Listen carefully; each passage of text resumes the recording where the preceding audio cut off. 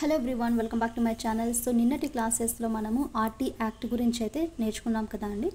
So ఈరోజు కూడా మనము దాన్ని సెక్షన్ 21 కంటిన్యూషన్గా అయితే ఈ వీడియోలో అయితే మనం నేర్చుకున్నాం. సో వీడియో మ్యాక్సిమం లెంగ్తీగా చేయండి అంటున్నారండి. సో ప్రాబ్లం ఏం లేదు లెంగ్తీగా చేయడానికి, బట్ ఏంటంటే ఫోన్ స్టోరేజ్ ఎక్కువ ఉండడం వల్లనో లేకుంటే మ్యూట్లో పడిపోవడమో లేకుంటే వీడియోని అస్సలు రికార్డ్ అవ్వకపోవడం జరుగుతుంది. సో ఇలా మామూలుగా వీడియో అవుతుంది అనుకుని నేను చేసే లోపలే అది మ్యూట్లో అయితే ఉంది. సో సౌండ్ అనేది లేదు. ఒకటే వీడియో సమ్ టైమ్స్ 2 టైమ్స్ కాదు కదా 5 టైమ్స్ కూడా చేయాల్సి వచ్చిందండి. అండ్ ఇంకొకటి స్టోరేజ్ ప్రాబ్లం అయితే ఉంటుంది. సో దానివల్ల మేబీ నేను ఎంత మ్యాక్సిమం వీలవుతుందో అంతవరకు అయితే వీడియో లెంగ్త్ అనేది చేస్తున్నాను. సో ఈరోజు ఏంటంటే సెక్షన్ 21కి కంటిన్యూషన్గా అయితే నేర్చుకుందాం. సో వీడియోని స్కిప్ చేయకోకుండా ఎండింగ్ వరకు చూస్తారని అనుకుంటున్నాను. అలాగే మీకు నచ్చినట్లయితే ఫస్ట్ లైక్ చేయండి, షేర్ చేయండి, అలాగే సబ్స్క్రైబ్ చేయడం మాత్రం మర్చిపోకండి. సెక్షన్ 21లోనే మిగిలిందండి ఇది. సంఘంలో 1/4 వంతు అంటే 1/4 వంతు సభ్యులను ప్రజాప్రతినిధుల నుండి స్వచ్ఛంద సంస్థల సభ్యుల నుండి ఎంపిక చేయాలి. సంఘంలో 1/4 వంతు సభ్యులను ప్రజాప్రతినిధుల నుండి స్వచ్ఛంద సంస్థల సభ్యుల నుండి ఎంపిక చేయాలి. మొత్తం సభ్యులలో 50% మంది సభ్యులు మహిళలై ఉండాలి. సో మొత్తం సభ్యులలో ఎంత పర్సంటేజ్ వరకు సభ్యులు ఓన్లీ మనకు మహిళలు అయితే ఉండాలండి? 50% అయితే ఖచ్చితంగా ఉండాలి. ఎవరు? మహిళలు. ప్రత్యేక పరిస్థితులకు గురయ్యే బాలలు, బలహీన వర్గాలకు చెందిన బాలల యొక్క తల్లిదండ్రులను దామాషా పద్ధతిలో ఎంపిక చేయాలి. ప్రత్యేక పరిస్థితులకు గురయ్యే బాలలు కానీ లేదా బలహీన వర్గాలకు చెందిన బాలల యొక్క తల్లిదండ్రులను దామాషా పద్ధతిలో అనేది ఎంపిక చేయాలి. నెక్స్ట్ సెక్షన్ 22 పాఠశాల అభివృద్ధికి ప్రణాళికను పాఠశాల యాజమాన్య కమిటీ ఆధ్వర్యంలో రూపొందించుకోవాలి. సెక్షన్ 22 ఏం చెప్తుందంటే పాఠశాల అభివృద్ధి ప్రణాళికను పాఠశాల యాజమాన్య కమిటీ, సో మేనేజ్మెంట్ ఉంటారు కదా, సో స్కూల్ మేనేజ్మెంట్ ఆధ్వర్యంలో అనేది రూపొందించుకోవాలి. సెక్షన్ 23(1) వచ్చేసి ఉపాధ్యాయులకు ఉండాల్సిన కనీస అర్హతలను తెలియజేస్తుంది. సెక్షన్ 23(1) ఉపాధ్యాయులకు ఉండాల్సిన కనీస అర్హతలను తెలియజేస్తుంది. దీని ప్రకారమే ఇప్పుడు మనకు టెట్ అనేది నిర్వహిస్తున్నారు, అవునా కాదా అండి? సో మనకు అప్పుడు ఏంటి ఎలిజిబిలిటీ అనేది ఉండాలి ప్రతి ఒక్కరికి ఉపాధ్యాయులకి. ఇప్పటికే నియమింపబడిన ఉపాధ్యాయులు కూడా కనీస అర్హతలను 5 సంవత్సరాల్లోగా సాధించాలి. కానీ ఇప్పుడు మనకు లైఫ్ టైం అనేది ఇచ్చారు. సెక్షన్ 24 వచ్చేసి టెట్ అనేది లైఫ్ టైం వ్యాలిడిటీ అండి. అంటే మనకు ఎంతవరకు అర్హత అయితే అంటే మన ఏజ్ ఎంతవరకు ఉంటుందో మినిమం అంతవరకు మనము ఎన్నిసార్లు అయినా అటెంప్ట్ చేయొచ్చు, టెట్ అనేది రాయొచ్చు. సెక్షన్ 24 అనేది నిర్ణీత సమయానికి పాఠశాలకు వెళ్ళడము, నిర్ణీత సమయంలో పాఠ్యాంశాలను పూర్తి చేయడం వంటి టీచర్ల విధులను వివరిస్తుంది. సెక్షన్ 24 వచ్చేసి కరెక్ట్ టైమ్స్కి స్కూల్స్కి వెళ్ళడము అండ్ కరెక్ట్ టైంలో మన యొక్క లెసన్స్ అనేవి కంప్లీట్ చేయడం వంటి టీచర్ల యొక్క విధులను వివరిస్తుంది సెక్షన్ 24. అలాగే ఉపాధ్యాయుల సమస్యల పరిష్కార మార్గాలను కూడా సెక్షన్ 24 అనేది వివరిస్తుంది. సెక్షన్ 25 చూడండి, విద్యార్థి ఉపాధ్యాయ నిష్పత్తిని గురించి తెలియజేస్తుంది. నిష్పత్తి మామూలుగా ప్రాథమిక స్థాయి అంటే ప్రైమరీ స్కూల్స్లో కన్నా చూసుకుంటే 1:30 అండి. అంటే ప్రతి 30 మంది పిల్లలకు ఒక ఉపాధ్యాయుడు. అలాగే ప్రాథమికోన్నత పాఠశాలకు కన్నా చూసుకుంటే 1:35, ఒక 35 మెంబర్స్ పిల్లలు ఉంటే ఒక టీచర్ అయితే ఉండాలి. ఏ సెక్షన్ మనకు వివరిస్తుందంటే సెక్షన్ 25. సెక్షన్ 26 చూడండి, అనుమతి పొందిన ఉపాధ్యాయ పోస్టులలో 10% కంటే ఎక్కువ ఖాళీలు ఉండరాదు. అనుమతి పొందిన ఉపాధ్యాయ పోస్టులలో 10% కంటే ఎక్కువ ఖాళీలు ఉండరాదు. సెక్షన్ 27 చూసుకుంటే జనాభా లెక్కలు, ఎన్నికలు, ప్రకృతి వైపరీత్యాల సహాయం కొరకు తప్ప ఉపాధ్యాయులను ఏ ఇతర బోధనేతర కార్యక్రమాలలో వినియోగించరాదు. సెక్షన్ 27 ఏం చెప్తుందంటే టీచర్స్ అనేవి దేనికి కూడా మనకు వినియోగించరాదు. మామూలుగా దేనికైతే వినియోగించుకోవాలంటే ఎప్పుడైనా మనకు జనాభా లెక్కలు కానీ ఎన్నికలలో మనం చూస్తుంటాము. సో టీచర్స్ అనేవి వాళ్ళు కూడా పాల్గొంటారు. నెక్స్ట్ ఏదైనా డిజాస్టర్స్ వస్తుంటాయి, సో ప్రకృతి వైపరీత్యాల సహాయం కొరకు తప్ప మిగిలిన ఏ సమయాల్లో కూడా బోధనేతర కార్యక్రమంలో ఉపాధ్యాయులను వినియోగించరాదు. సెక్షన్ 28 ప్రభుత్వ ఉపాధ్యాయులు సంబంధిత పాఠశాలలో తప్ప ఏ ప్రైవేట్ సంస్థలో బోధన చేయరాదు.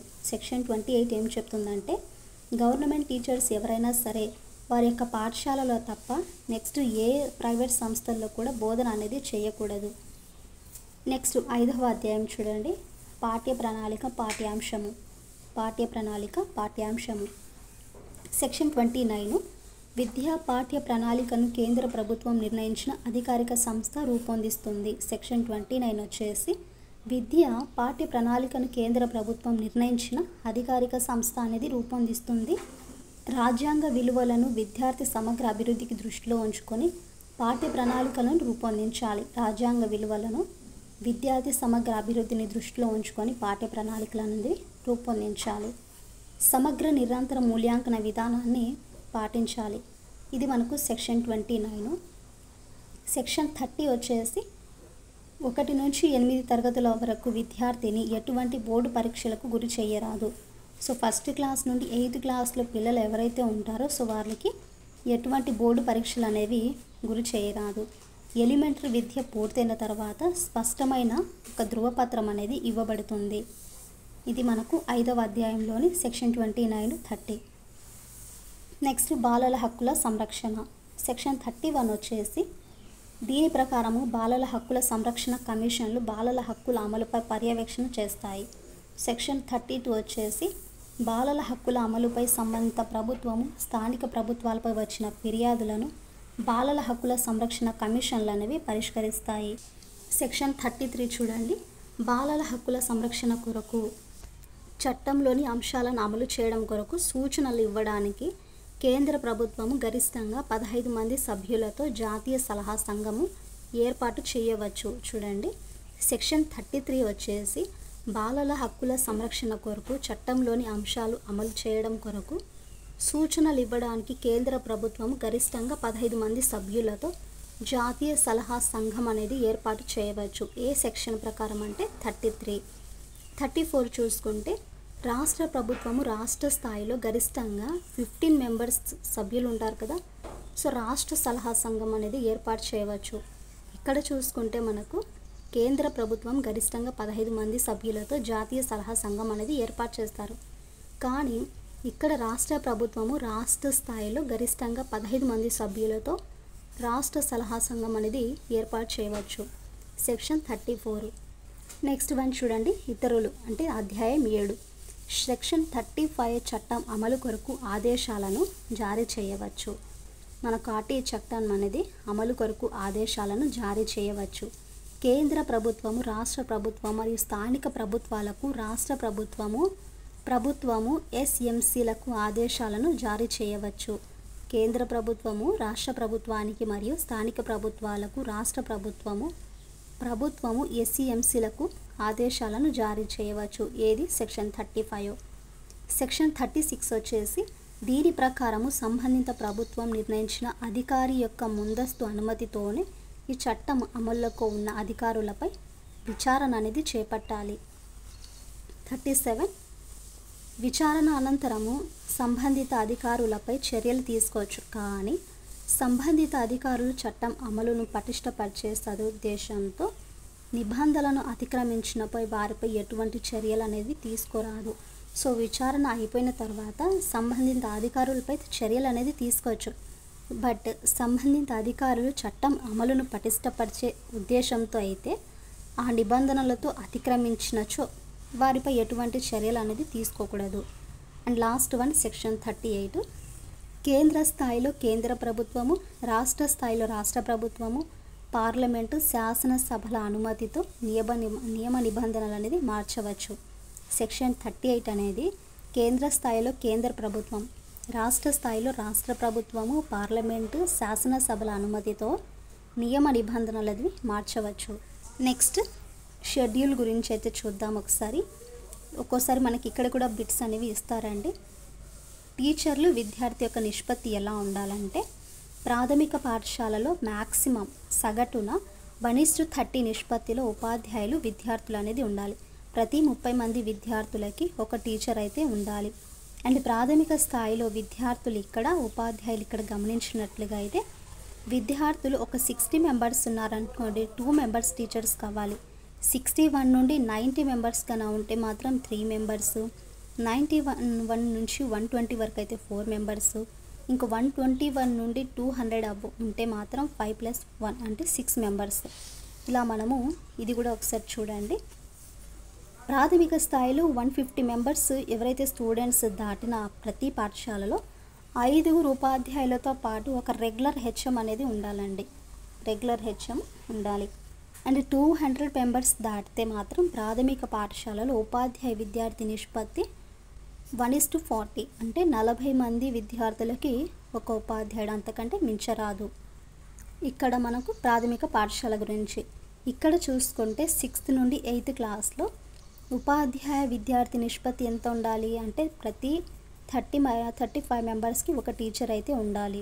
సైన్స్, మ్యాథ్స్ కొరకు ఒక ఉపాధ్యాయుడు, సామాజిక శాస్త్రం కొరకు ఒక ఉపాధ్యాయుడు, భాషా బోధన కొరకు 2 ఉపాధ్యాయులు అయితే ఖచ్చితంగా ఉండాలి. సో మనకు సబ్జెక్ట్స్ కోసము ఒక్కొక్కరు, అలాగే లాంగ్వేజెస్కి వచ్చేసరికి 2 ఇలా ఉండాలండి. 100 మెంబర్స్ అంటే 100 మంది విద్యార్థులు దాటిన ప్రాథమిక ఉన్నత పాఠశాలకు ఒక రెగ్యులర్ హెచ్ఎము, చిత్రకళ కొరకు, వ్యాయామ విద్యకు, వృత్తి విద్య కొరకు ఒక్కొక్క పార్ట్ టైం ఇన్స్ట్రక్టర్ అనేది ఉండాలి. సో ఖచ్చితంగా దేనికి ఏదైనా ఒక ఆర్ట్ స్కిల్స్ కానీ, లేకుంటే ఏదైనా మనకు పీఈటీ ఇలాంటి దానిలో కానీ, లేదంటే వొకేషనల్ ఎడ్యుకేషన్ ఉంటుంది కదా, సో వాటికి ఒక్కొక్కరికి పార్ట్ టైం కింద ఇన్స్ట్రక్షన్ అనేది ఉండాలి. ప్రాథమిక స్థాయిలో 200 పని దినాలు, 800 బోధనా గంటలు ఉండాలి. మస్ట్ ఇంపార్టెంట్ ఇదైతే. అలాగే 6th నుండి 8th క్లాస్లో చూసుకుంటే 220 పని దినాలు, 1000 బోధనా గంటలు అయితే ఉండాలి. ప్రతి ఉపాధ్యాయుడు బోధనకు సన్నద్ధత కావడానికి వారానికి 45 అవర్స్ పనిచేయాలి. సో వారానికి మ్యాక్సిమం మనకి ఎన్ని గంటలు పని చేయాలి? ఇక్కడ 45 అవర్స్ అయితే పని చేయాలి. సో ఇదండి ఈరోజు కంప్లీట్గా సెక్షన్ 21 కంటిన్యూషన్ కానుండి సెక్షన్ 38 వరకు అండ్ టీచర్లు విద్యార్థి యొక్క నిష్పత్తి గురించి అయితే డీటెయిల్గా 1 by 1 మీతో ఎక్స్ప్లెయిన్ అయితే చేశాను. సో ఐ హోప్ మీరు వీడియోని ఎండింగ్ వరకు చూస్తారని అనుకుంటున్నానండి. వీడియో నచ్చితే please to like and share, subscribe to my channel. Next class వచ్చేసి ఐసీటీ గురించి అయితే డిస్కస్ చేద్దాము. సో వాచ్ చేస్తూ ఉండండి. టైం అనేది చాలా దగ్గరలో ఉంది. అప్లై చేశారా లేదా అనేది కింద కామెంట్ అయితే చేయండి.